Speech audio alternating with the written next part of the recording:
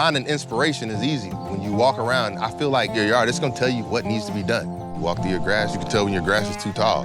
Anytime I'm in my yard, it feels like I'm connecting with nature.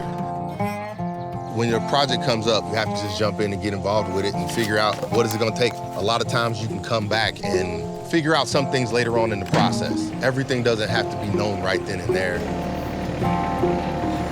I like the backhoe because it feels like playing a video game.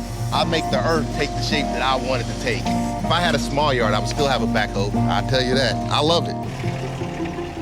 One thing that I think that every homeowner can benefit from is a fire pit. The biggest use I got out of anything in my yard so far has been the fire pit.